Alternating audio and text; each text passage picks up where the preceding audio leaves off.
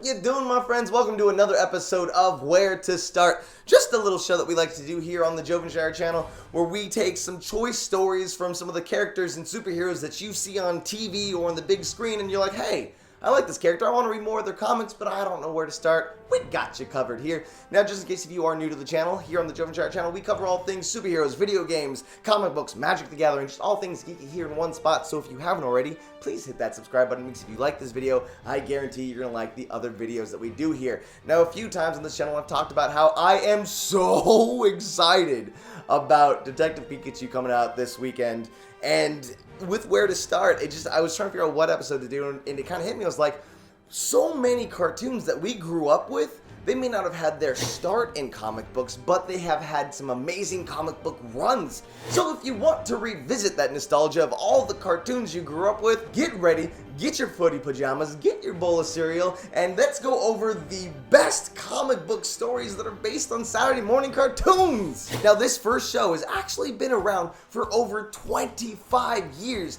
and though it might change how it appears every single year, the comic books you will not want to miss. And I'm talking about Mighty Morphin Power Rangers. Now, don't get me wrong, I was very surprised that this comic book line was actually going to become as good as it did. Because originally I thought it was just going to be a comic book that was like maybe created for the kids that still watch it now. And nay, this is definitely a darker version and a more realistic version story of the Power Rangers. It doesn't necessarily just kind of continue where the first series was, and it definitely is not a retelling or a continuation of the movie that we got in 2017.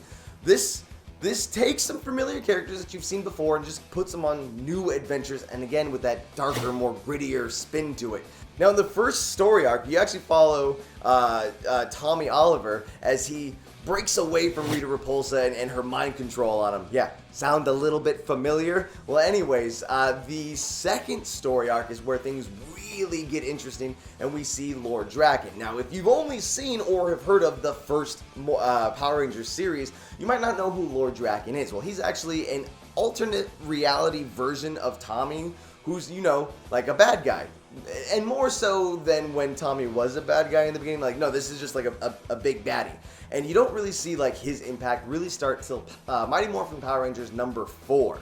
So if you were a fan of the series growing up, this is a great way to jump back into the franchise, again, with adult eyes almost. Because, like, this is not just for kids. Like, these comics have their own strong fan base, even up to, like, people cosplaying as characters that were just in the comic series.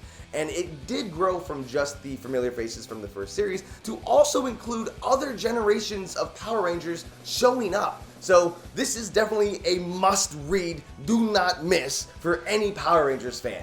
Just, you know, it's Joven time.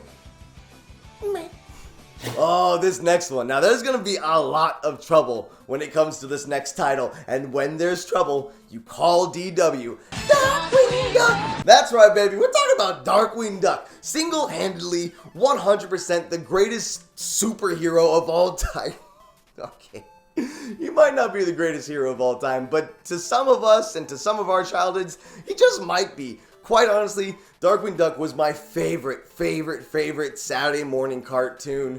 I loved the Disney cartoons that we had, but more importantly, just Darkwing Duck was this, you know, this whimsical, fun version of like Batman. If, you know, Batman was always messing up and no one actually thought Batman could solve any crimes or save the day. Darkwing Duck, just one of my favorites, and to be completely honest, if you try to go back and rewatch some Darkwing Duck cartoons, they don't all stand up. And that is what is so great about the Darkwing Duck comics, is that they were written 20 years after the original cartoon came out. So it's the same amount of nostalgia, but, you know, it actually stands up, and you can read it now, and just, it's a good story.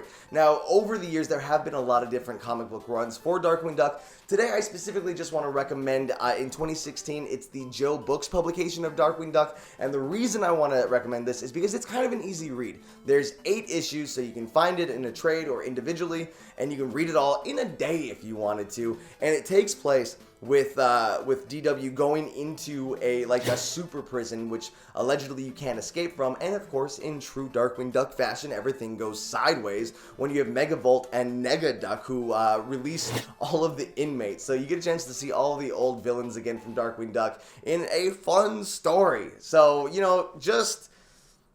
man, I can't recommend Darkwing Duck enough. Like, the new DuckTales is fantastic. That cartoon, DuckTales. So, like, where is my reboot for Darkwing Duck? Put that on Disney Plus. Come. Wait a second. That's a great idea. Disney Plus, reboot of Darkwing Duck. Disney, get on it! And, of course, like we mentioned at the top of this episode, we've got Detective Pikachu coming out, so how could I not mention one of the most popular Saturday morning cartoons of all time, Pokemon? Yes!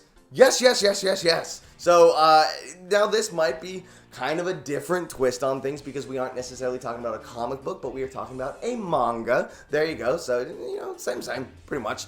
And if I was to recommend there's a lot of great Pokemon stories, but if you really want a good place on where to start, I would go with Pokemon Adventures Volume 1 for a number of reasons. One, it's dark, man. Like, yeah, don't get me wrong. The video games are really campy and cheesy, but that's what makes them fun. Like, come on. A kid takes down an elite mafia-style organization? I don't think so. But in Pokemon Adventures Volume 1, it just takes a darker turn, kind of like with Power Rangers, where you see, like, Team Rocket's there stealing Pokemon, but they are not afraid to, like, murder people who get in their way. And another fun thing is each story actually follows a different generation of Pokemon, for example, Red, Blue, or Gold and Silver. So if you are a Pokemon completionist, like a lot of fans are, this is just another thing to check off the list. It's just interesting to see the different Pokemon that's used and the stories that are told in more, again, I want to use the term like adult eyes. It's more intense. So we finally covered a manga here on the show because this is like, again, with Detective Pikachu coming out, and a new Pokemon, you got Sword and Shield coming out this year. I say we just go full Pokemon here, people. Come on, guys, let's jump right in. Let's just engulf ourselves with all the great stories that are out there because, again, as cheesy as the game can be, there are some awesome, darker stories out there that are just, I don't know, fun to read. It's a good place to start, and that's why we're doing this, right? So there you have it. There is today's episode of Where to Start with some Saturday morning cartoons. Now I say Saturday morning cartoons, but you know, it's I would watch most of these during the weekday after school or before school. It doesn't matter. It's just a part of our childhood. So let's relive the nostalgia, people, with these amazing stories on where to start for some of your favorite cartoons. There you have it. So, of course, if you haven't already, please hit that subscribe button. And if you are new to the channel, thank you so much for watching. If you'd like to sign up for notifications, you don't want to miss a thing. But that's it for me. Thank you so much for watching. Until the next time, I'll see you later.